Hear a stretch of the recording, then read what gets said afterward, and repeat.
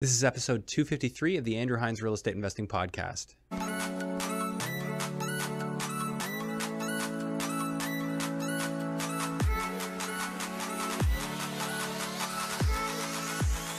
Infinite banking in under 60 seconds. We've all got to save our money somewhere, and we think that a high cash value life insurance policy is the perfect place to save it. Why? We're going to save our money inside this policy, and it's going to grow tax-free. Down the road, we're going to get hit with an emergency or an opportunity, maybe a chance to buy a business, real estate property, an income-producing asset, and instead of withdrawing from our savings account, we're going to leverage that asset. We're going to borrow the insurance company's money, and we're going to invest in that opportunity. Our money is still inside of that policy, compounding, uninterrupted, tax-free, and our money's outside in this investment opportunity. We're going to rinse and repeat, all while providing a death benefit for our families. Down the road, we're going to retire. Now we retire with a high cash value life insurance policy with a lot of cash. We're going to start taking those policy loans again, but this time we're never going to pay them back. When I say never, I mean we're going to pay them back with the death benefit when we die, and our families are going to get left with the rest completely tax-free. Welcome back to the show. Today I have John Schwenker on. John is actually co-authoring a book with me, and we're going to be focused on real estate investing, obviously, in this book. Basically, what we decided to do is go ahead and create a book, kind of like Tools of the Titans by Tim Ferriss, where we're interviewing different people who absolutely crush in the real estate industry as investors, and combining that with our own wisdom and our own conclusions and packaging it up, putting a bow on it. So that is actually in the works, and it's going to be released in January. On today's episode, John came on to basically just discuss his story in real estate and what ultimately led him to come to me to approach me with this idea about the book. And one of the things that's particularly unique about this episode is John got into his heavy losses with the correction in the market that happened in about March 2022. It's not all sunshine and rainbows. John knew that he had some exposure, some weaknesses in his business model, and part of his doing this book was to help solidify his approach. And right in the middle of it, of course, this happened. So super interesting episode. We went through a lot of pretty raw discussion, and I enjoyed it, and I hope you enjoy it too. I want to remind you that I actually have another show called REI Hot Seat. I know I mentioned that a while back, but I haven't mentioned it recently. REI Hot Seat is a YouTube only show for now, and it's deal analysis. So primarily deal analysis, some news and breaking news that's relevant to real estate investors, but we have a heavy focus on commercial multifamily acquisitions right here in Ontario. So I'm pretty optimistic about real estate in Ontario. I'm pretty optimistic about the opportunity that exists right now because of the fact that so many people are sleeping on it. And these things come and pass, but generally speaking, when I see the masses doing one thing, I like to observe what's on the other side because there might be an opportunity, and I think that we might be approaching one. So that's where my head's at, and we often bring that topic up on the show. So wanted to remind you of that. Just before we jump into the show today, please take a moment and share this episode with somebody you think it could help. That's the best way to help this show grow, and it's also the best way to support me if you enjoy what I do. So without further ado, let's jump into episode 253 with John Schwenker. Hello and welcome to the Andrew Hines Real Estate Investing Podcast. I've got a friend and co-author of my upcoming book on the show, John Schwenker. John, thanks for doing this. Thanks for having me, Andrew. Excited to be here. Yeah, so we're going to do a bit of a different episode here today. Of course, we're going to go through your investing journey, what's been going on. I mean, obviously the last couple of years have been real. Yes. But we're also going to talk about, why write a book for real estate in 2023 and 2024. So this book is up and coming, and we're going to be releasing it at the start of 2024. So anyways, John, let's start from the top. Tell me a little bit about yourself and what got you into real estate investing. Sounds good. Yeah, so real estate investing wasn't my first career like most people. I've spent a bunch of years through the education system.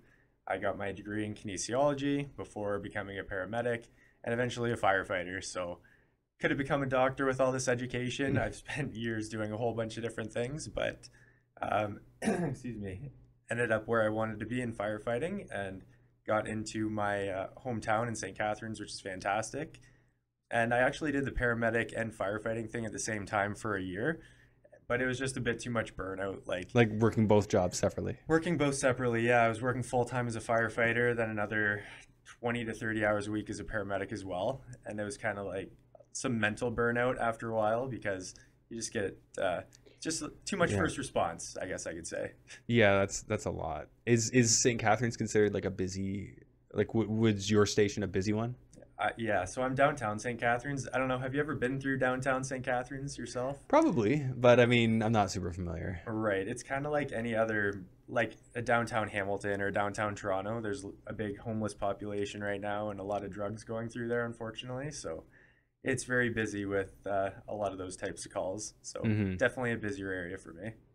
Okay, now as far as firefighting specifically, like what's your typical day look like in that? Are you guys coming in and cooking dinner or That's definitely something people think about. Like we are there for 24 hours, which is a crazy long shift. So we do have to do those things like make breakfast, make dinner and stuff like that.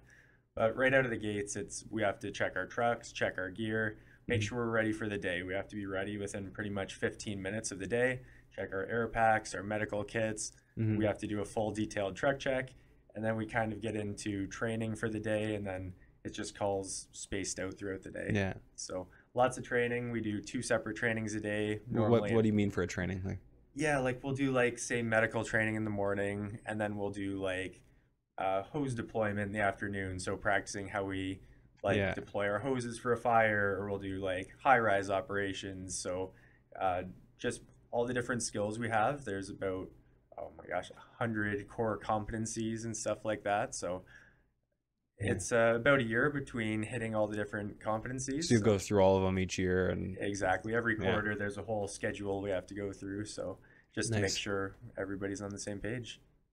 Yeah, it's probably good to keep up those skills. Sure. How often do you get called out in a day? Downtown, it could be anywhere between 10 and 20 calls probably. So that's a busier station. So it is pretty busy. Yeah, there are places like Hamilton and Toronto are a little bit busier than us, but St. Catharines is pretty busy downtown. And then the outstations, we call them, they're a little bit slower than that. Yeah. So yeah, I'd say, 10 to 12 would be an average, and then 20 would be a busy shift for us. 10 to 12, so like once every hour or two. Exactly. So you're not really getting any sleep when you work a 24-hour. Not getting a lot. No, we're allowed to like lay down and stuff, which is really nice, but you're not going to go to work banking on sleeping that night. So it's good to allot some time the next morning to get a couple hours at least. Wow. Okay. I just wanted to take a moment to understand more about firefighters, because so many firefighters also do real estate, like real estate agents. And then of course you got your investors. It's not an uncommon thing to hear. Absolutely. Like I think we have about 160 people in our department, and out of those 160, I'd say at least half do something else. Like there's a lot of people that do like a lot of their own side gigs and stuff like that. And but real estate is very common because we're working like 2 shifts a week pretty much. Like they are 24 hours, so there is some recovery time that we have to build in. But we do have a lot of extra time in the day. So I do know a ton of guys that have their own landscaping business or sell real estate on the side, have properties, rentals and stuff. You can still take a phone call while you're at work and stuff, right? That, like, as long as there's no... We can, yeah, if it's if we're not training or of course on a call or something like that. But I'll admit I've taken a call or two at work. We're not supposed to do too much of that for sure, but if there's an emergency, like I'll take care of it. Otherwise, I'll get one of my partners or something to take care of it. Nice. Yeah. Now that we understand the dynamic of the firefighter and kind of working outside of that, let's jump into when the real estate thing happened for you. And then we're going to talk about why books, because you're already an author. So we'll get into that. Right. Yeah, for sure. So in 2018, that's when I got on the fire department. And that's when I actually started my real estate investing journey and everything. So my girlfriend and I, we've been dating for about a year at that point. So we thought, okay, John's a firefighter now. Courtney's making good money with all of her jobs. So we decided to buy our first house. I'll never forget. It was a cheap house, downtown St. Catharines, $270,000. But I've done, like I said, all the education and everything. So I had a bunch of student loans, lines of credit, stuff like that. So we had to pretty much save as much as we could, beg, borrow, and steal to get the down payment pretty much. And I think it ended up being like $8,000 or $9,000 per person. So it was like $20,000, not crazy. But it got us in the market, fixer-upper downtown St. Catharines, not the nicest street. But I spent the year, me and my dad, we fixed up the house a little bit. And even at that point, I had no idea about flipping houses, real estate, anything like that. It was just kind of a dumpy house. So my dad helped me fix it up. And then I spoke to someone that flipped the house and moved into a nicer house. And I'm like, sounds like exactly what I want to do. So we flipped that first house, made a nice profit. And then we ended up flipping the next 3 or 4 houses, our primaries, to avoid the capital gains, which is huge for us. So you flip a house, move into the next one. Exactly. And how long would you have to live at a house to make that work to exempt yourself from capital gains? Yeah, the answer we always got was about a year. If it's a little shorter, that's fine. If it's a little longer, that's fine. As long as you had a reason to get out was the big thing. Yeah, we were always if you told. got the pattern and you're less than a year, I think that's where you'll get into trouble, right? Exactly. So we ended up doing that a couple times, and it worked out great. And during that time, one of my friends, Spencer Giles, him and his girlfriend Ashley. So Spencer and Ashley, I think you've had them on here once or twice. It's been a while, but yeah. Yeah, they were on here. They're our best friends, Spencer and Ashley. So we actually bought an Airbnb with them not downtown St. Catharines, near the beach in St. Catharines. And we ended up Airbnb-ing that out. It was a big process, almost a year-long renovation. But that one's been doing very well for us. And then with all the flips, we kept moving up to nicer houses just to improve our living situation. And then we decided to downsize at one point. And we invested in Ellicottville, New York, which is the Holiday Valley and Holomonte Ski Resort, again with Spencer and Ashley, just to diversify. Just the one house there? Or just the one for us. Do they have another one as well? They have another one, yeah. Okay. So they have a really nice one down there. Ours is on more a mid-range end. But the one you have is with them as well? It is, yeah. Yeah, okay. Yeah, so they have 2 out there. Mixing friends and business and pleasure, right? Like, that's it. It's been great. Yeah, it's been awesome. Like Spencer and I do a lot of work together, and it's just fun, honestly. Like we could contract out some of these jobs, but if it's a day or 2 job, sometimes we'll be like, yep, we have a weekend, let's bang it out and have fun doing it together. Yeah, you just go down. Because it's what, from where you live? Well, you guys are both in St. Catharines area. We are, yeah. It's a half an hour to the border and then about an hour just straight shot to get there. That's it? Oh, yeah, wow. that's okay. it. So an hour and a half gets you. Yeah. So for you guys, it makes way more sense than going to Blue Mountain to go down there. For sure. Yeah, it's way cheaper to stay there. Cheaper to stay, equivalent mountain-ish. I mean, I like Holiday Valley better, personally. They have more runs, and a lot of people like it better as well. Interesting. Yeah. Okay. Yeah, I mean, I say mountain in quotes, but I mean, it's nothing like out west or anything, but it is. Yeah. Like if you can't get out there, then for sure, it's a great spot. That's a great spot. Hour and a half. Yeah. Can't beat it. Yeah. Nice little quaint town. It has a Tim Hortons. That's how you know you're, among Canadians, I guess. That's it. Yeah, exactly. Yeah. That came in just 5 or 6 years ago, maybe. And it's like, okay, now it's a good spot to invest. It has a Timmy's. Yeah, they have some bigger chains out there now. So it's really growing out there, which is nice. Yeah, the thing I find about there, and I've driven through there probably like 50 times at least, is it's just like, it's weird how small it is for, like you go to Collingwood and, like you see the traffic, you see the, the buses and whatever, like you just pass right through Ellicottville and it's got that big ski hill. It's got the golf course there. For sure. They have the Seneca Casino out there as well. That's another big draw. So seems to me like a place that you could probably do some more investing in.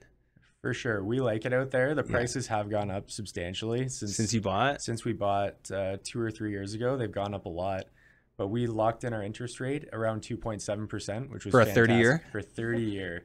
How did you get that? Is one of the people in the group an American? No. It was just... So Spencer and I are on title for that property, and from everything we were told, like my chiropractor actually is who introduced me to this idea of Ellicottville. He had it for about 2 years, and he said, there's these things, 30-year mortgages. I'm like, what's a 30-year mortgage? Like, as a Canadian, I had no idea. Yeah. But apparently you can have one in your own personal name, get a 30-year mortgage, and from like a Canadian bank? No, we got one from a local bank out there. I think it was like Cattaraugus County Bank or whatever. So you can either go through the local bank or you can go through one of I forget if it's RBC or... RBC will do, all the big ones. I mean, I'm not sure if Scotia does, but I know RBC, TD, and BMO Harris Bank. Yeah, there was 3. Yeah, okay. So that's it. So we ended up doing the local thing and it worked out great. And so they were okay with Canadians for up to 1. Yeah, I don't want to quote that for one, but that was our Yeah. understanding. So we had no problem getting it, and they were fantastic with us. Okay, so let's walk through sort of the numbers on that one, what it looked like. Like, what did you buy that for? We bought that one for that one was 250 USD, of course. 50. Yeah, we'll just assume we're talking US dollars here. Any reno? No renos, no. It came fully furnished actually. So you didn't even have to invest in furniture. We didn't have to do that. No, we had to invest in all the Airbnb startup costs. Like anything to start an Airbnb, it was probably about 20,000, give or take, to get all like everything for us to be fully set up. Like you're talking like all your dishes, your TVs, Dishes, our maid stuff, our linens, stuff like that. Yeah, Yeah. So 20 grand you guys spent on all that. yeah, Is that typical like Spencer and Ashley style? Like, they invest heavily up front. Yeah. I'd have to let them speak more to that, but Yeah. they're the kings and queens in the Airbnb management and Airbnb space. So yeah, but yeah, I'm gonna have them back on at some point to kind of give the catch up. oh yeah, they've done a ton in the Yeah. last couple of years. It's pretty crazy what they're doing. All right, so that one, what do you get like on an average month? I know obviously winter is probably prime time, but summer's probably pretty decent too. Yeah, it's fantastic there actually. Neither of us or our girlfriends have been there during the summer, just down to ski and stuff, and it's very popular there. It's a big like bachelorette and bachelor town, which we had no idea about, but I think this year we're on pace for, I'm going to say 75 to 80. 75 to 80,000. Yeah. Okay. Gross, of course. And Yeah. Yeah, so that's what And we're that looking at. so that would include your cleaning fees that you collect.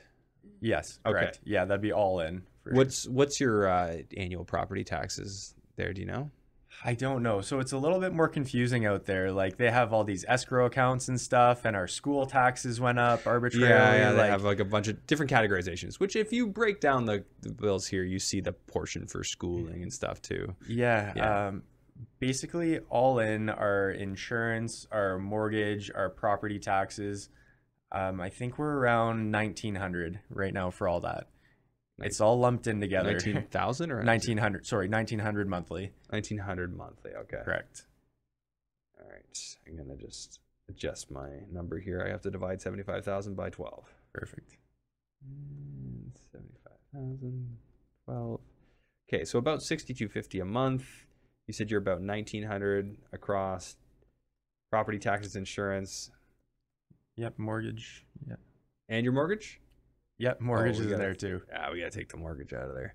Oh, sorry. Okay, so we'll call it like 1,000 then, 1,000 a month between Yeah. property taxes, insurance, and what else would be in that? That would be property tax, insurance. Let's just say And, yeah. we'll say that's $5 about it. grand. We'll say Yeah. $5 grand a year for those two, property taxes and insurance. Okay. And then sounds I'm gonna play with some numbers on the back end of that. So maintenance, I'm just gonna leave 5% in there. good. Yeah, that's pretty fair. Yeah, that's like Yeah. $37.50 a year if you have anything break or need somebody to go in. Yep. And then utilities, you guys obviously pay for those. We do, yeah. So we have a well out there. We have hydro and everything. It's probably about the same as here. It's not crazy. So 300 a month or 200 a month, something like that. Yeah, let's say 300. Okay, so equals 300 times 12, so 3,600 a year. Management, you guys pay a company or Spencer? Spencer and Ashley, yeah. Is there an allocation for them, like separate because they handle that? No, so we each have different roles. Like I Okay. handle a lot of the contracting stuff and dealing with all like our team out there. Yeah. Spencer and Ashley, they'll be a bit more heavily on the Airbnb side. So you guys have some boots on the ground that you pay? We do, yeah. We have our contractor out there, Rich. He's awesome. He takes care of our hot tub maintenance. He does any of our day-to-day easy stuff if a table breaks or whatever. So we have him doing all that. So would he fit in that 5%, $37.50 a year that we budgeted? Yeah, it might be slightly higher than that. Yeah, why don't we because just it's more allocate hands-off. like a 2% for him as well or That something? sounds good, yeah. Probably by the time you pay him. And then sure. landscaping and snow, you guys get an annual contract for that? We do, yeah. Honestly, Like it's, $1,500 a year or something? yeah, it's like $60 every clearing or whatever if they do it, whatever, Yeah. 10, 12 times. All right. Yeah, We'll call it $1,500 for the year. yeah, that's fair. And then cleaning, this is all based on how many times you have turnovers. Absolutely, yeah. So each cleaning costs you what? It'll average 150 a clean, I would say. So equals 150 a clean, and you probably turn over what, 5 to 10 times per month, depending on the month? Or yeah, even let's go high. Let's say 10 times a month on average. across the year times Yeah. 12. So like 18 grand a year in cleanings. Yeah, that'd be fair. It adds up, right? For sure. And then miscellaneous, I'm just gonna put like $1,000 to cover any sort of replacements of towels or whatever you might Sounds have. good. You have your soaps and all that stuff. Yep, all that important stuff. Do you arrange the buying of all that, or Spencer and Ashley have their systems for? They've got their systems, they've got their checklists and our maids checklists and everything like that. And it's just the stock lists. We'll have our cleaners go through that, and then yeah, they are so systematized with everything they do. I've been very lucky having them as partners. Dude, it's great because like you got a front row seat to learn. Like this is what they do, right? So you're learning, insider look at what they do. For sure. Okay, so I'm going to plug in your mortgage amount. I'm not going to say what the cap rate I calculated is yet. But so 30-year mortgage at 2.7. 2.70. Like that's insane. Yeah, we won't get that again. I wish we bought 5. 80% did you guys get? 80%, yeah. Yeah, so 200 grand you got. Yes. So your mortgage payment is about $809. I think you said before that you were like $1,900 with mortgage insurance and taxes. Yeah. So now we can figure out what those other numbers were. So I'm just gonna. So you said 1,900 minus 809. So you're $1,000 a month for the rest. Okay, so you're pretty expensive on the other stuff. Like taxes and insurance together are about 12 grand a year. Yeah, our taxes just went up like crazy for whatever reason. Yeah. We've been trying to figure it out, but haven't got a concise answer for why this has happened. But yeah, they were about half of that last year, and then we've just got hit. We got a letter, and it's like it's going up like $500-$600 a month, and they said it should go back down in May, but they didn't even give us a clear reason why. Yeah. Yeah. Apparently they can fluctuate. They can fluctuate. So I've got it at 12 grand for the two, taxes and insurance. So. Yeah. I feel like there's some room to save in there, but we'll do a conservative number based on what you've given me. So your cap rate on $250,000 acquisition is about 13.4%, meaning if you didn't finance it, you'd be a 13.4% return on cash. Right. But because you did finance it and got a great rate, you guys make about $1,990 a month on that on average. Yeah. And I'm guessing there are some, like the shoulder seasons, maybe a little slower. Or is it just consistent? Like this thing just always generates. Like the winter's huge. Like winter's huge. Summer's gonna be big. Summer's big, yeah. And then we're still cash flow positive on our slowest seasons. Even in like April, say. Like April. You're not summer, you're not winter. Yeah. Our expenses are so low there that it's easy to cash flow. Yeah. Yeah, it'd be nice to have a whole portfolio of those. Yes, it would. So your cash on this one. So your down payment was $500. I'm getting a cash on cash return of about 44%. Sounds great. And honestly, it is. Like we've invested a bunch of money back into the property. We just turned our garage into a custom games room. It's massive. And that helps you get more on the rent. It helps increase our price, and it gets more families there. And that's the big thing. We love having. We like more upper middle class families, and you don't want to get as many partiers, bachelor parties. Exactly. Yeah, it sleeps 8 there, so it's great. It's not as big as some of our other properties, but it's actually on the smaller end. But again, for the $250,000 investment, this has been a fantastic property. That's great. So how big is it? Like how many square feet would you say above grade? About 1,000. 1,000 above. Oh, so really not very big. It's not very big at all. And then the basement is finished or no? No basement at all. No basement at all. 1,000 square feet, and it still sleeps 8. Yeah, that's a tiny little fella. Well, you know what? Sorry, no. Maybe I'll say 1,000 on the main floor. Then there's like 300 square feet upstairs. Oh, it's like a little half story. Yeah, exactly. Yeah, It was an old schoolhouse actually, 100 years ago. It was a schoolhouse. It was a schoolhouse. Yeah, we have one of those bells that you can pull it and ring the bell and everything. And wild. It was crazy. Yeah. Oh, that's so cool. And how far? So Ellicottville, from my memory, is an L shape. You know, you drive in and then you turn left to get out. Yeah. But if you kept going straight, you would end up at the ski resort. Is that right? Yeah, exactly. Yeah. So we're about a 6-minute drive to downtown and 7 minutes to the ski hills. So you're assuming everybody who's coming has got a car. They're just driving into the ski resort. Yeah, they don't even have, like, they have Uber there. Like, you can open up your Uber, but they have one driver for the whole, like, county. So, yeah, it's a spot you need a car. Is he in high demand or she? I would imagine so. Yeah. And Like, what do people do in Ellicottville? Like, obviously skiing's one thing. Yeah. And then, so bachelor parties, bachelorette parties, are they all partying at the ski resort, or are there like bars downtown? There are they're going bars, to? yeah. I compare it kind of like Niagara on the Lake. Like there's that main strip. There might be like 8 or 9 bars. There's another 10 restaurants, and so there are a lot of spots there. Like good There's places to eat. really good places to eat. Yeah, there's a couple spots that are really nice, a couple more upper scale, and it's a great spot. So this is Ellicottville, New York. International investing, obviously. Yes. What are your thoughts about the experience? Like, you guys didn't set up a corporate structure, so you didn't do an LP or anything like No, that. we didn't. So all 4 of you are on title? No, just Spencer and I for this one. Okay, just you and Spencer are on there.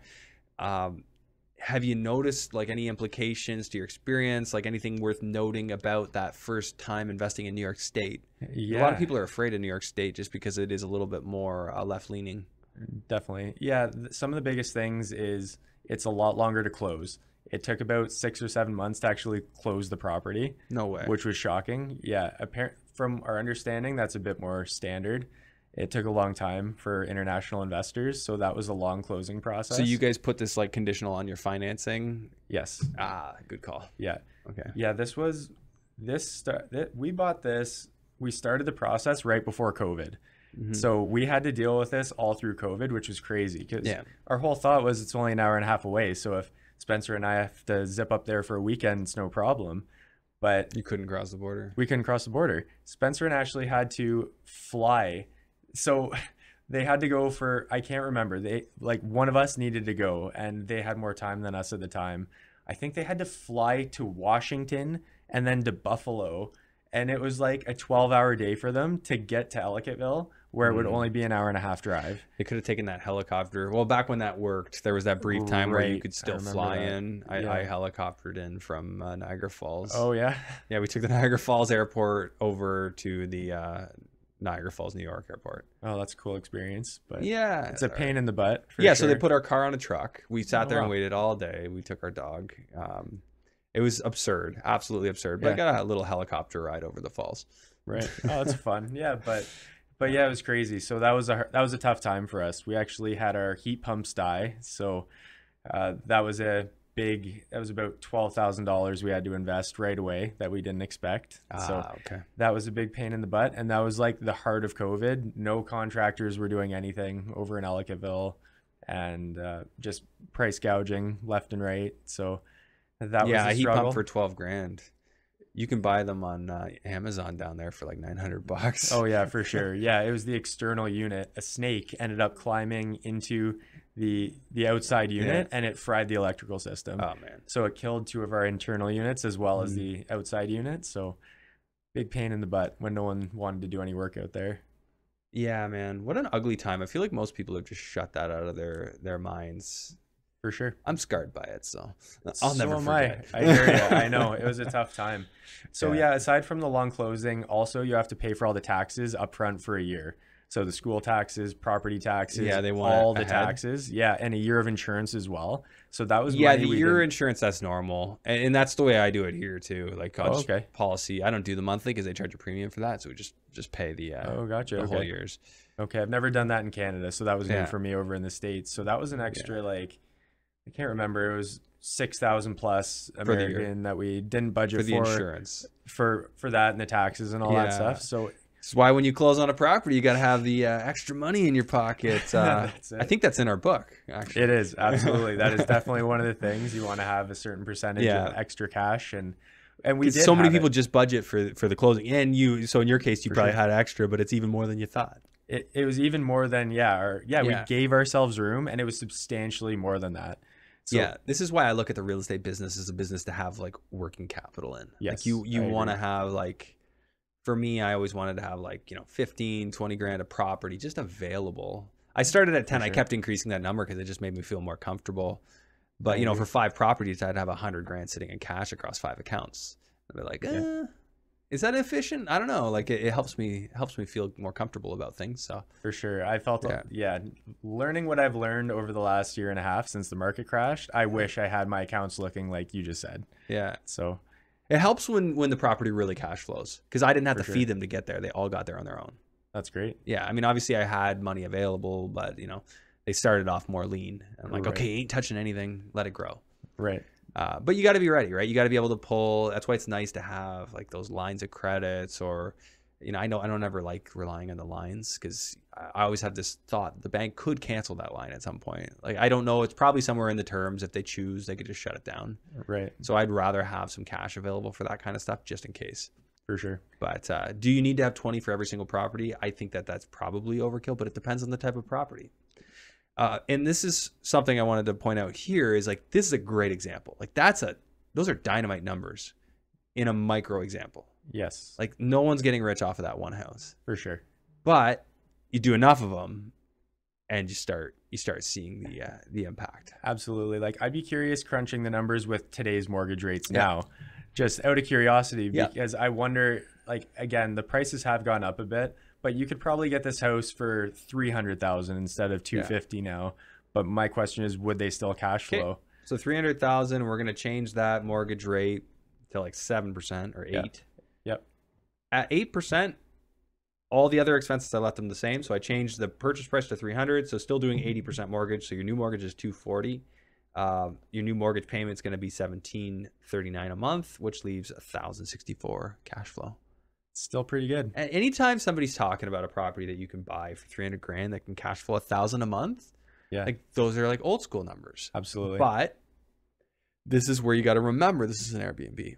And this is a business, more than in all real estate investing is a business, but this is like really a business. I fully agree. And Ellicottville's already been hit. Like, we're far enough out into the farmland where everything, we're as protected as you can be, but they could still implement something saying no Airbnbs at all.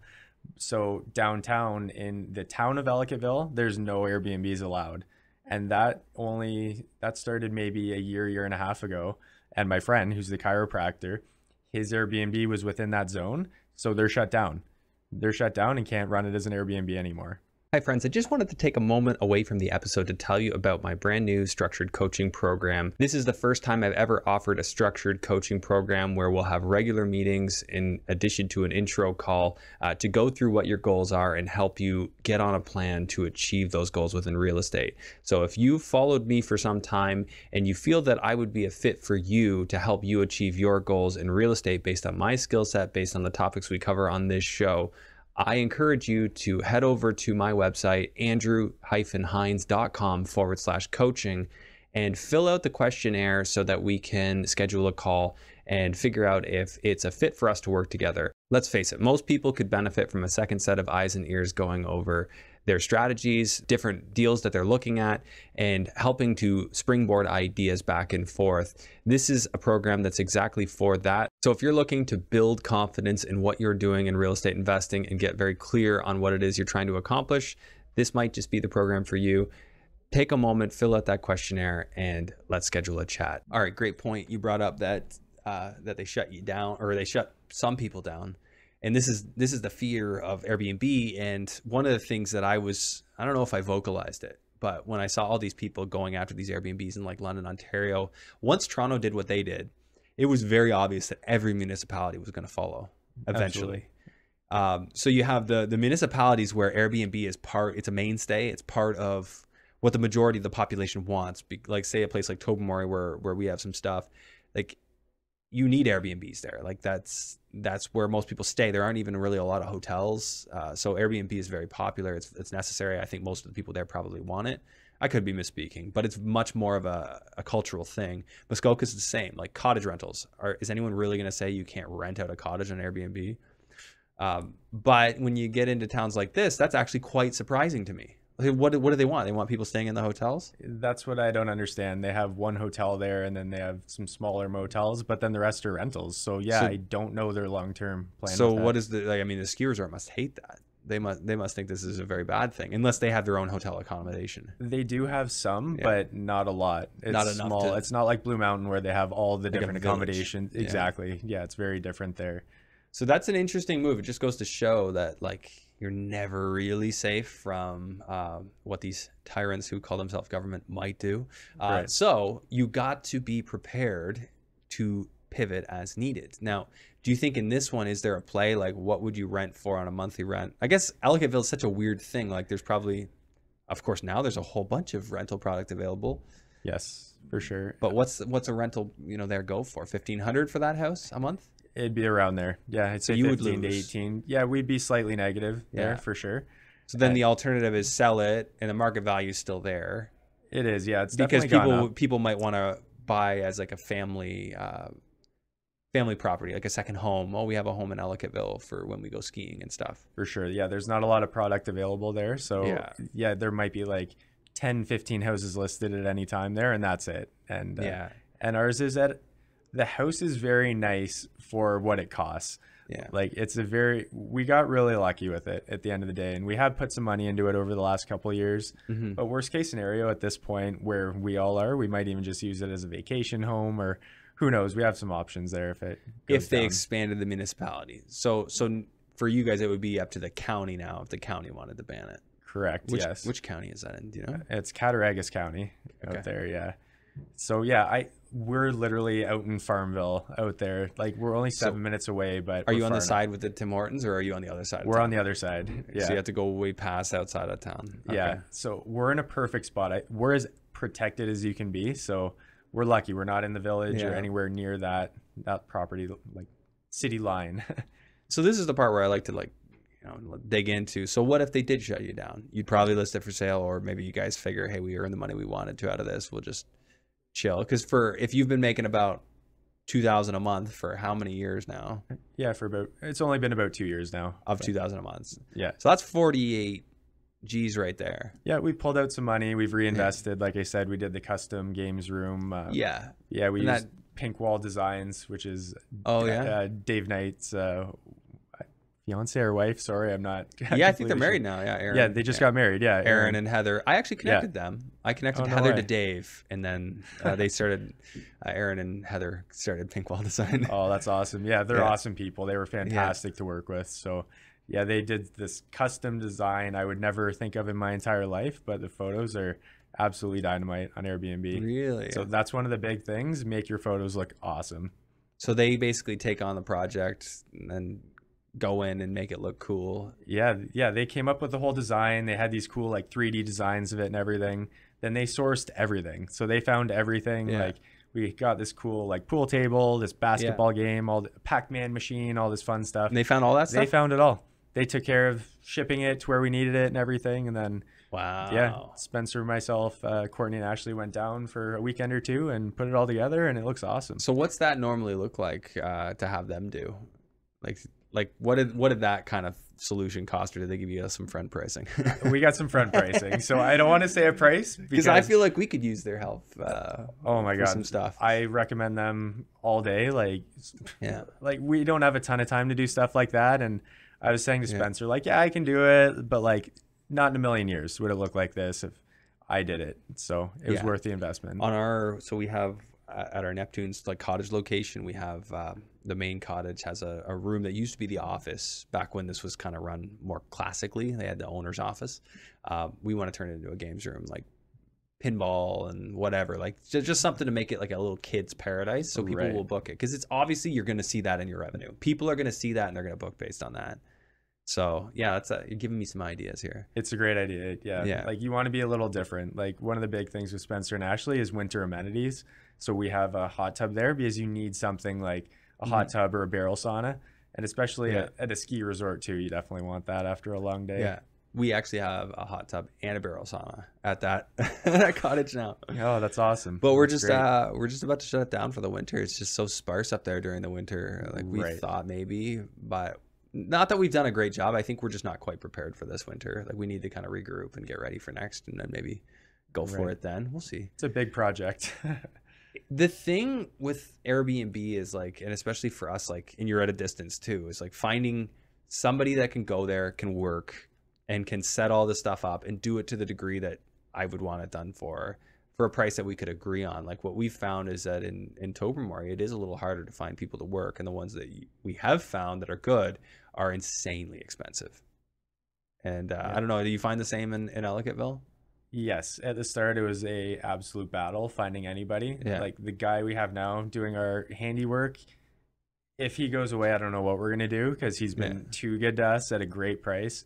Our cleaning team is all set now, which is fantastic. They've been awesome. Yeah. Super reasonable, but Yeah. it's getting the electrician or the plumber or any of those skilled trades out there that it costs you an arm and a leg, and it's a battle every time to get someone out there. Really? It's a different pace, I'll say. And what's the permitting like in Ellicottville? Do you need a permit to do anything? No, not really. Or not that you're aware of? Not that we're aware of. We haven't done anything major, so like nothing crazy like that. The process was easy to apply for an Airbnb license. I think it was a couple $100, and I can't remember if it was 2 or 3 years, and we just reapply again, pay our couple $100, and that's it for the permit there. I know in Florida you need a permit for anything. If you want to, well, this is like Southwest Florida. If you want to change your shingles, got to get a permit. If you change the cabinets, you take the cabinets off the wall, got to get a permit because you're supposed to bring the electrical up to code. It is so absurd the level of control they have over what people are doing down there. It makes Ontario look conservative, which otherwise Florida looks much more conservative. But with regard to permitting, it's absurd what they do down there. I don't really get it. I mean, the justification I've heard is that there were too many fly-by-night contractors ripping off homeowners.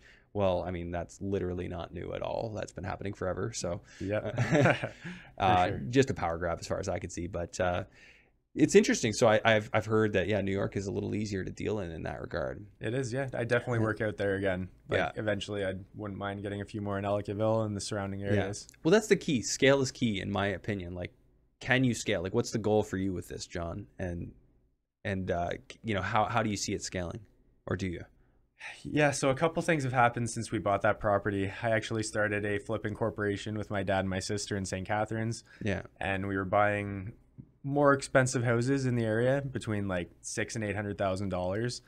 And this is actually when I approached you about the book. This was all the end of 2021. So this is a couple months before the big real estate crash and everything. Yeah. And things were going good. Things were going so good. We flipped, we'll say 4 or 5 properties, netting between 50 and 120,000 per flip. Like, it was incredible. Like, just printing money at that pace, like just flying through them all. So we decided to leverage other people's money, borrowed a bunch of money, and we ended up having 3 flips on the go as the market crashed.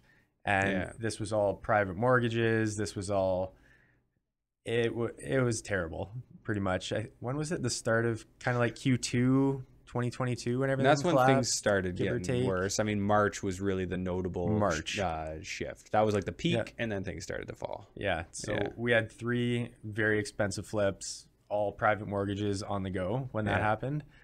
And my first lesson was basically like, one was over leveraging. We were very over leveraged. Everything we had was in these properties. And then the second thing was, I had like my worst case scenario, but my worst case scenario was here. And what actually happened was like way down here, kind of thing. Because I've heard of the 2008 crash and all that stuff, but I was in my teens when that happened. So I didn't know what it meant, didn't know what it felt like, didn't know how bad it could get. So I never expected to, like, I'll give you an example, like just like top line stuff, but it was like, we bought a house for $750, put $120,000 into it. The market crashed and we sold it for $700,000 because we were just bleeding money. So we lost hundreds of thousands on that flip alone, kind of thing. But we had 3 private mortgages. So just an entire shit show. Like, we knew the bubble was going to pop. We knew that, but I didn't know prices were going to drop 20, 25%. And you still can sell these houses at that price. So my worst case scenario, market, I had no idea it could be that bad. So I never accounted for like the worst of the worst. And this is one of those things for me that, like, I saw the way things were going. I'm like, how could I was like, how do I get into this? Like, I wanted to be doing more in real estate, but I'm like, I can't see how I would exit if I were doing that. Right. And one of the things I noticed that actually really scared me is in 2018, I did a BRRRR project. And I ended up over what I expected to be. And it wasn't like, I would have like basically made nothing if the market hadn't gone up while I was doing it. Right. In fact, I might have lost the realtor commission, like for selling it. Like, I was planning to keep it, but it's like, okay, now I'm going to be leaving money into this deal and I'm paying private money because that's how I did it. So yeah, it worked out so that I could still pay the private money, and I'd, you know, may break even and stuff. But I just looked at it. I'm like, I'm reasonably sophisticated in real estate. Like, I have construction experience, a team, and even I was having, you know, trouble doing it without having the market save me. Right. And then I looked at that and I'm like, I got lucky here. Right. And it could have easily gone the other way. And I think with your flips, you probably noticed you probably could have just bought some of these, held on to them for a year, and sold them. Maybe you didn't even need to renovate them. Absolutely. And you're right. That's what would have happened. Like, if we were doing this in kind of a stable market, we might have made $10,000, $20,000, $30,000 consistently. But like, now that I can look back at the numbers, like, it wouldn't have made sense for us to do it, and the risk of us doing it. It's very obvious now, knowing what I know. Yeah. And there were some very expensive lessons along the way. Lessons you'll never forget, man. That shit'll stick with you. For sure. So you guys all had to reach into your pockets and basically pay this all out. Yes. Yeah. So I wish I could say I figured out these awesome things and was able to get out of it. But of those 3 flips, we ended up having to sell 2 of them at multi-6-figure losses. Turn the 3rd one into an Airbnb that's now like crushing in Niagara on the Lake. Like, that's nice. You got Niagara on the Lake is just even better than Ellicottville, right? Absolutely. Yeah. It's a much more expensive home. It's doing very well, and it's always going to do well over there. So we're happy with that. Like, that's kind of the only nice thing that came out of it, aside from all these lessons. But well, I mean, there's one positive spin, if you want to look at it that way, is like, you can carry that capital loss forward. Yes, and absolutely. Then you can basically just offset the next thing that you do to win. And I've had a similar experience, not to that degree of number, but I've carried losses forward, and it just offsets future profits, future gains, right? Yeah. So yeah, one of the silver linings for sure. It is a silver lining. So it's certainly something, if you want to look on the positive side. For sure, yeah. The other positive for us is how we actually got out of it is my girlfriend scaled her business to 2 or 3 times what it is now. She's in social media management and all the influencing and stuff, and it forced us to really think outside the box, and that's what we did. So she scaled her business like crazy, and then I jumped in her business as well. And so you help her out with some stuff? I do, yeah. She's the face. She's the one responsible for growth and stuff. I'm kind of more of the numbers guy behind the scenes. Like, I'll develop product with her and stuff like that. But like, it's challenging times just make you grow, right? It does. And it's like you guys throwing yourself into Ellicottville, like, you sign on the dotted line, you know you're both capable, but it was obviously going to stretch you. Like, you were obviously going to have to, like, you know, bang your head on the wall a little bit and figure out how you're going to come up with a solution. And it is uncomfortable, but look, all the good that'll eventually come out of what happened to you. Right. For one, we'll have a bunch of great lessons for the book. 2, very few people have ever come on this podcast and shared a story like that. Like, you know, how that's hurt you, I can only imagine, in what you're doing. Yeah. Are you still feeling the pain from it? Yeah. I'm very open with everything, like our wins and our losses, and like, very open. Like, everything crashed, like we were saying, like 2022 March or around that time. I had this incredible, like, once in a lifetime trip with 6 of my best friends, my girlfriend. So 8 of us in Croatia, rented a private yacht, sailed around Croatia, 7 different islands, trip of a lifetime. 3rd night in, I had my first ever panic attack at 3 a.m. just in this yacht. The air condition wasn't working. Had a panic attack. I don't recommend those. That was no fun at all. But just because I just realized, like, the world kind of just crashed around us. And so you were on the trip when? On the trip when everything kind of came together, where we knew where we are. We just sold one of the properties at the major loss. We just had our, like, numbers, like, this is where we're at right before that. And it just, that's kind of when everything collapsed, and it was just, it was a terrible time. So I'm very upfront talking about these things, but we're still feeling the pain. Like, and we will for another couple years. Like, we have these great assets. Like, we have a handful of Airbnbs that are all super cash flow positive, and they're great. I could sell a couple of them and be looking good financially, but it makes more sense to hold them at this point. It's tough to give up those Airbnbs in those areas. I mean, unless you look at the return on equity, which I highly recommend everybody learn, and I'll probably go through an episode on this so people can really understand how to assess what your investment is really doing for you, because you can't look at what you invested. You got to look at what it's worth today. Right. And net of tax consequence and all that stuff. Yeah. So it's a different conversation for a different day. But yeah, I mean, Niagara-on-the-Lake is up so much from where it used to be. And I like pretty much no matter when you say, like from 2 years ago, is it? Maybe not. But from 5 years ago, for sure it is. Definitely. And, Yeah. you know, it's just gone up and up and up minus the last couple of years. Yeah. And there's just so much money to be made with those Airbnbs. For sure. It is so insanely expensive in Niagara-on-the-Lake. So it is. It's a big barrier to entry. Like it's about $1 million to get in anything around there now. Yeah. So, but a nightly stay on any Airbnb, like even like okay hotels are what, like $450, $500 a night. for sure. Like we can charge well over $1,000 a night, kind of, for more peak seasons and stuff there. Yeah. So, yeah, it is pretty lucrative. So in a once year, are get you in over there. 100 grand? Yeah, definitely. You're what, Yeah, like 150, sure. 200 maybe, or no? We're not approaching there yet. We're only on our second full year, so we're like 100, mid hundreds right now. Mid-hundreds. So say you were 150, just to put this in perspective, like on a monthly. Whoopsies, 150 divided by 12. So you're like 12,500 a month on average then, if you're like 150. Yeah, Not saying we you're might there be, yet. So sorry, we might be a little lower than that. That might be Maybe a little 10,000 a high. month? Maybe about 10,000 on average. 10,000 a month is pretty great top It is. line. Exactly. Yeah, it's good Yeah. top line. It's a more expensive mortgage, obviously, and stuff, but Yeah. it still cash flows very well. Like, So, what would you say your average monthly cash flow is on that? probably about 2,500 all said and done. Nice. Yeah, so it's good I like that. for sure. That's great. It is Spencer and nice. Ashley help you with that?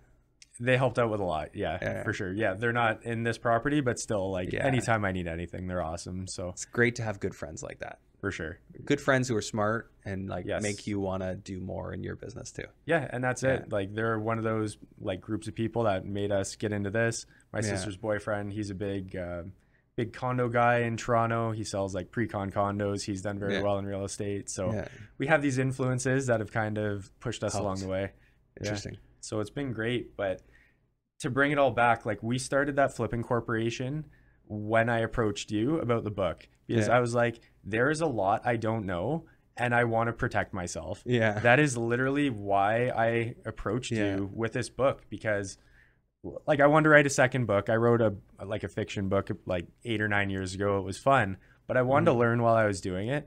And when I initially thought about writing this book, I was just Yeah. like, I'll just approach real estate investors and see who's interested and try to interview them. Yeah. And I'm like, that's just such a waste of time. Like I'm a nobody in the Yeah. real estate investing world.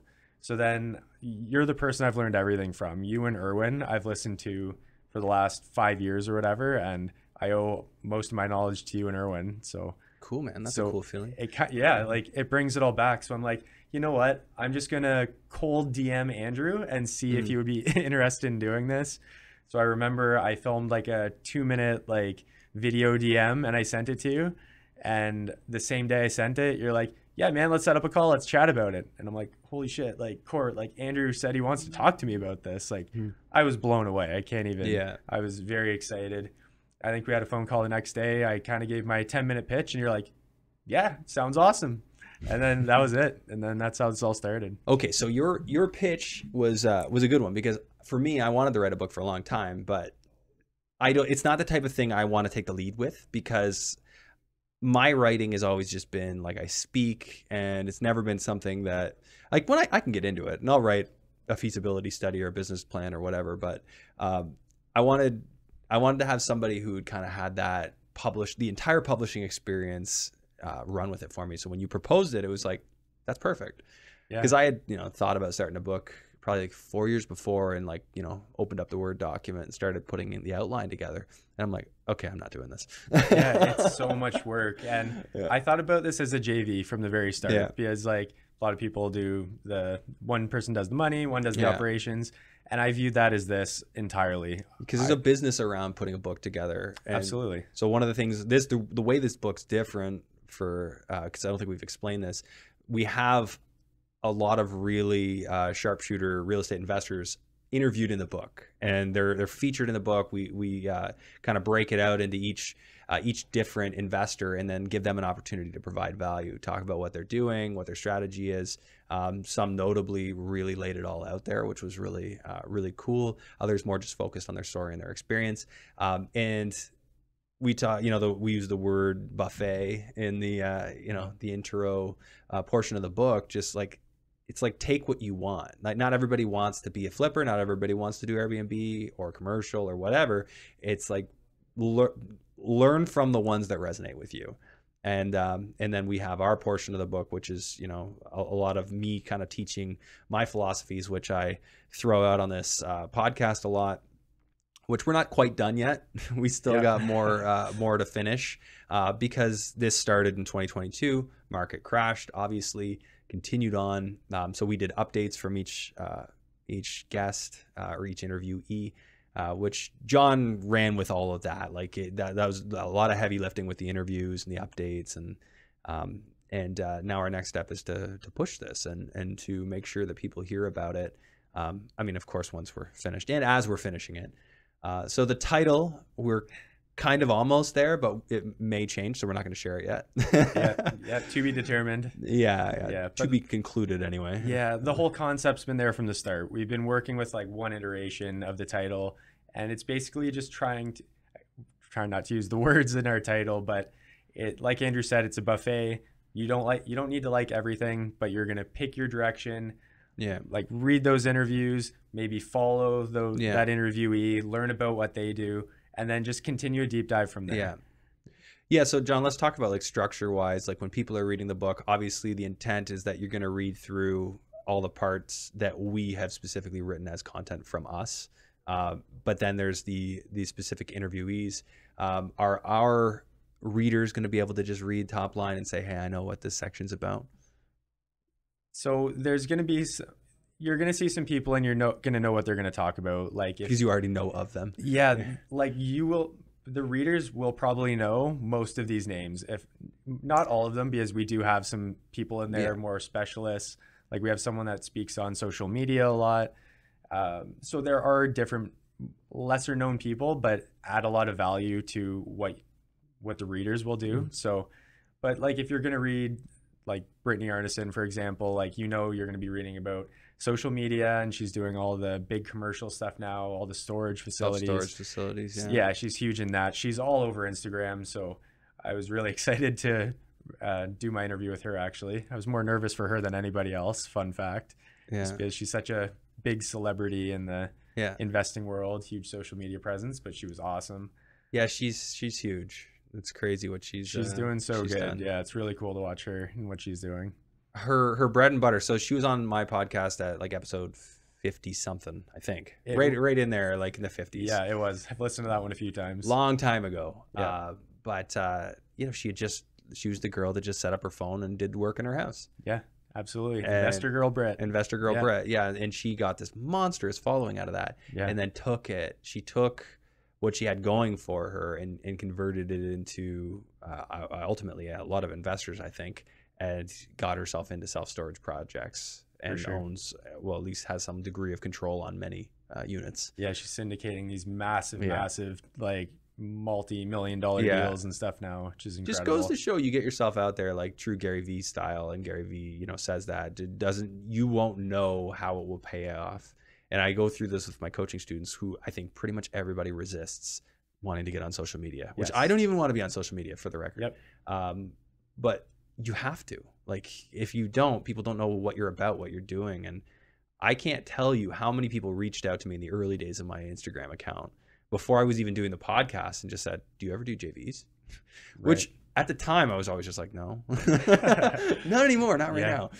For sure. But, so much has changed in my philosophies and stuff over the years, and how I deal with that. But I think, like, roundabout way, like, get yourself out there socially. I think, John, for you, a huge thing, because this was sort of a win-win between us, is like your name's getting out there now as an author, as an investor, somebody who's not going to bullshit anybody. Hey, my mistakes are my mistakes. And I've been very forthcoming about my mistakes early on too. And I still make them. Try not to. Yeah. But like, the opportunities are going to be endless. And our goal, and we're hoping with, you, the audience, will help us with this, is we intend to turn this into a bestseller here in Canada. And we think we've got the heavy hitters in this book. We're gonna leverage the name and the brand of this podcast and really try and get it out there. For sure. And because I think that would be cool. Best-selling author. I agree. We put a ton of work into this, Yeah. so we're really excited for everybody to read it. Yeah. And if anybody's listening and thinking like, why would they listen to me, like John, as one of the authors? The mistakes I made and the lessons that have been learned along the way, that's given me a very inquisitive frame, very curious. Yeah. And it's given me the frame to ask all these investors, like, how do I solve these problems? Because I was going through these problems as I was having these interviews. So I was able to ask these questions that other people that haven't had my experiences would know of. Yeah. So my curious frame really helped, your expertise. And then we have, I can't remember if it's 19 or 20 different interviewees. So we have such a crazy amount of expertise in the novel. Yeah. It's going to be exciting for people to read it. Yeah. Like high level, John, what do you think? Like, what do you think works today, putting you on the spot? Like if you were to hand this book to somebody and say, hey, this chapter right now would be a great one for you to read. Like what? Oof. And I'm thinking more strategy wise, like, right. Like I still think flipping works. Do you think that? Yes. But it's about the buy, right? Absolutely. It's about getting that buy. So yes. So somebody says they want to flip. Great. You can do that. Sean Allen's in there. He does tons of flipping. Sean Allen, yeah, big flipper, yeah. For sure. So, but one of the things you're going to want to consider now is the market will not save you. You have to assume that. I don't think people are under any illusion that it would. In fact, they might be assuming there's probably a built-in decrease right. If I didn't do any value add. Yeah, I think like this has really changed my time horizon. Yeah. Like Alex Hormozy, are you familiar with him at all? I see his quotes. He's the best. I love his podcast now. I listen to it relentlessly. I'm shocked I haven't quoted him 5 times already, but he talks about time horizon, and the longer your time horizon, the more successful you're going to be. Yeah. And with real estate investing, the longer you hold a property, the better you're going to do. Yeah. So with flipping, I just thought, like everybody knows, have your A, B, C, and D plan. That's actually one of our chapters where you give some of your thoughts on that, which is really important. But I thought I had A, B, and C plans, and I really didn't at the end of the day. Yeah, how strong are they? Yeah, how strong are they? So that's another big thing, is how strong are your A, B, and Cs? Yeah, and sometimes you have to put your ideas out to somebody you respect as a peer who's not involved and say, can I just pick your brain on this? What, where am I weak here? Am I good? Am I weak? Tell me, what do you see? And, sometimes you just ask somebody to be brutally honest with you and see where you're not fully thinking things through. Right. Like, and sometimes you just got to ask, well, what would I do if that all fell apart? Like, what would I do? And it's hard to prepare for everything. And sometimes the comment you'll get back is, well, if that happens, we're in a whole lot of trouble and for a whole lot of other reasons. Sometimes that is the answer, but does that mean you don't pay attention to it? I don't think so. But everybody has their own level of risk they're okay with. And it's a factor of your lifestyle. Do you have kids? Who are you responsible for? Or do you just live in your parents' basement and have no debt yet, and you're just wanting to get yourself out there? Well, you're going to be a heck of a lot more of a risk taker than somebody who's got 3 kids and house mortgage and whatever. So for sure. Anyways, not to get too tangent. For now, if people have more questions about the book, stay tuned, because we're going to be putting the launch date in the show. We're gonna have a special offering for people who want to get a copy of the book for free, but you gotta follow us and tune in for more. So it'll be on our Instagram. We'll be sharing the details about that. So make sure you're following me at the Andrew Hines. Make sure you're following John. Yeah, John.Schwenker. John.Schwenker. We'll make sure both those are in the show notes. We'll share that information there, and then we'll also be announcing it on the podcast how you can get a free copy of the book. So that'll be coming out in December in terms of what you need to do. And we'll go from there. So, John, we've shared your contact info. Anything else you wanted to share before we wrap up for the episode? Yeah, just finally, like who this is for. So everybody's going to be on different ends of the continuum of real estate investors. This is fantastic for someone that's just new to the game, because like you said, it's a buffet. So it's going to give you like 20 different viewpoints, but everybody has their inception story in it. So even if you're not flipping multi-million-dollar properties, you're still going to find out the first steps that they had. Or if you've been investing for a couple of years, you have a handful of properties, or you flipped a bunch, this will really teach you how to scale that. because again, we have the inception story, and then we Yeah. talk a lot about everybody's growth and strategies. Then finally, for the people that have been doing this for a longer time or have a bigger portfolio, we have like the top of the top people in this novel. We have some heavy hitters, like you said. So it'll even help these people up at the higher levels to get to the absolute highest levels. So. And I'm a big believer that you can learn something from anybody. And I don't think there are any skip over chapters here. Like there's no skip over interviewees. It's just a matter of, there are a couple of like guides that, you know, if you're established, you're not going to need. So you can skip over those guides. Yeah. But those are more just like stuff that I've included or we decided to include together. But for sure, it's got the gold nuggets for everybody. So for sure. It's a very easy read too. You can easily read like a chapter in maybe 10, 15 minutes with your morning coffee. If you even want to do that once a morning, just open up Mel and Dave and then Corey McKinnon a different day and just kind of let that marinate in your brain over the day. It's like, it's a quick and easy read per chapter. So you can incorporate it daily if you want or however you want to do it. Awesome. Well, John, thanks for coming over here. Much more to come for everyone tuned in. Thanks for tuning in to today's episode. Reminder, if you're enjoying the show, make sure that you share it and tell somebody about it, because that's the best thing that you can do to help this thing grow. Because as we sort of alluded to, real estate's a different game these days. It's not nearly the sexy thing that it used to be, where all the fangirls and fanboys were all on the sides cheering and, you know, wanting to get in. Now it's more serious. Like the people who are in are serious, and I think this book's going to work really well for that.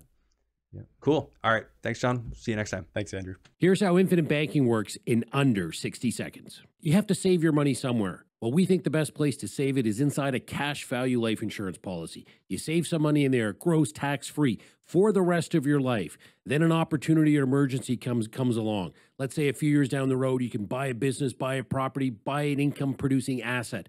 You leverage the infinite banking policy, borrow against your asset, take advantage of the opportunity. But your money still stays in the infinite banking policy. You're not borrowing your money, you're borrowing the insurance company's money. So your money's in the policy, it's in the opportunity, and it's providing a death benefit. Rinse and repeat, rinse and repeat. You get to retirement, and you have this massive cash value life insurance. Leverage that tax-free, and you don't repay those loans. You sit on the beach and you spend that money tax-free every month. Doesn't show up on a tax return, and you leave your family a huge tax-free death benefit.